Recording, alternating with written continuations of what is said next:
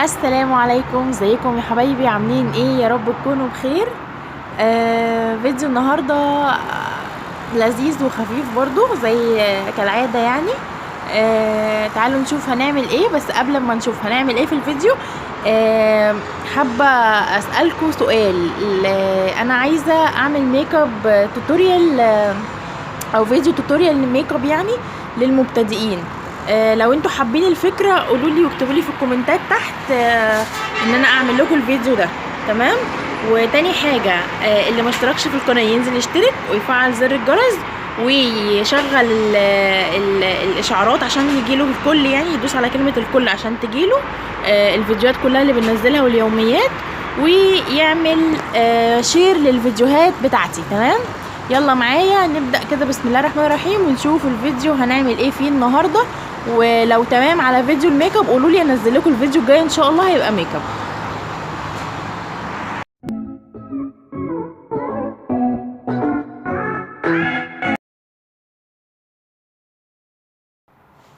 بس بقى هنا يا حبايبي، انا قلت ادخل المطبخ. اول حاجه كده بحب ابدا بيها اليوم هو المطبخ. ليه؟ لان الواحد بيبقى صاحي كده، الطاقه بتاعته لسه زي ما هي كده، ولسه الباور كله فيه. فاول حاجه بتحتاج شغل. لو ما بتبقيش مشطبه على المطبخ من بالليل، هي بتبقى المطبخ. يعني بتصحي الصبح كده تشوفي مواعين العشاء، مواعين الشاي والنسكافيه والكوبايات والميه ومش عارفه ايه والحاجات دي كلها.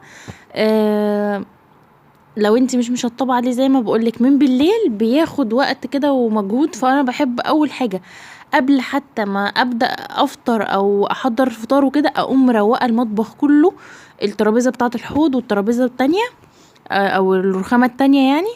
فعلشان كده يفتح نفسي على الصبح ان انا احاول احضر فطار محترم كده، حتى لو حاجه بسيطه برضو، بس برضو يبقى نفسك مفتوحه كده على اليوم يعني. فاول ما بصحى بحب ادخل المطبخ، اشوف هحط ايه في الغسالة او هغسل ايه على ايدي او كده.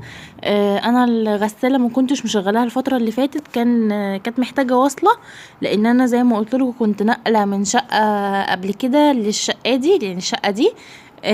ف كنت عامله لكم فيديو في الاول خالص ان انا نقله من الشقه، ودي الشقه الجديده. كنت عامله لكم فيديو،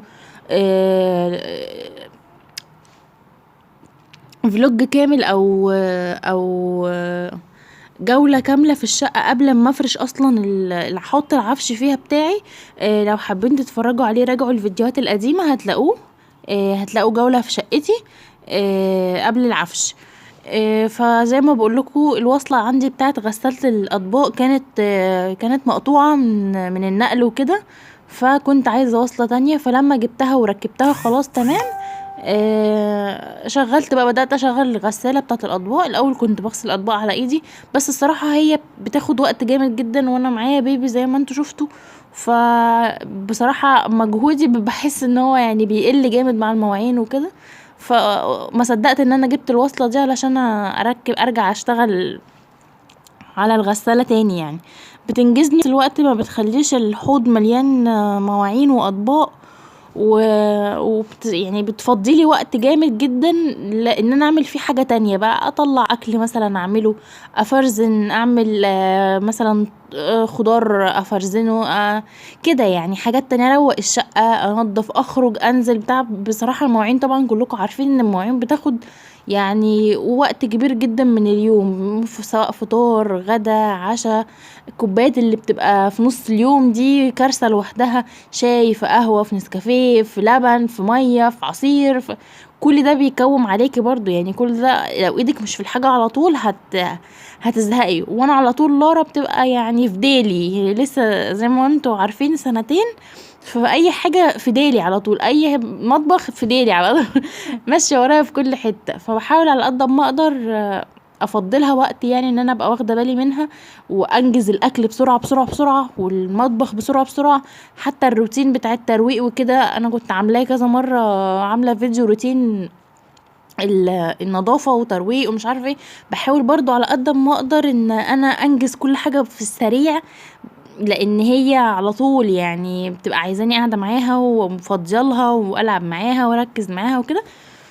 ف على قد ما بقدر بحاول اهون على نفسي او اريح نفسي يعني في حوار المطبخ والاكل وكده. بس هنا انا كنت برص الغسالة على قد ما بفتكر يعني الرصة وكده.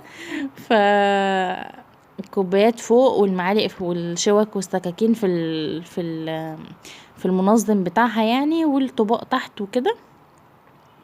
طبعا انتوا عارفين ان هي بيبقى ليها عدلة معينة بحيث ان الرشاشات بتاعة المية او الصابون وكده تقدر توصل لكل الاطباق ولكل الكوبايات. الكوبايات لازم تبقى مقلوبة كده، مش العكس. والطباق برضو لازم تبقى واقفة كده، مش مايلة. فبحاول ارتبها وانسقها معاكم كده.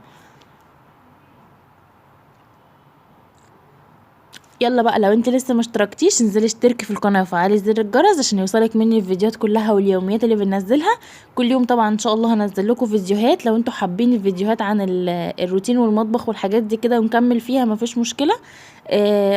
ودوسي بقى لايك كتير جدا جدا جدا للفيديو ده، فجري زرار اللايك.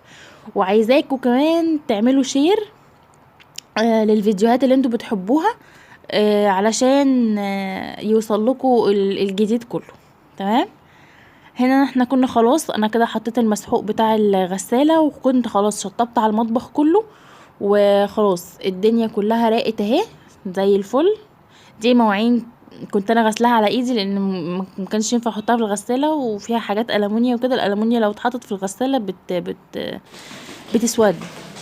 هنا بقى خدت لارا ونزلنا شوية، قلت انزل لاختي. اختي طبعا بعد مني بعمرتين، فيدوبك نطيت في الهدوم ونزلت. وهنخرج بقى شويه، مش عارفه هعرف اصور لكم بره ولا لا، بس هحط لكم مقطع كده بطلتي اللي هي ف طبعا انا كنت عملت فيديو الظهور الاولاني الفيديو اللي قبل ده، فقلت احط بقى مقطع كده اصبح عليكم يعني.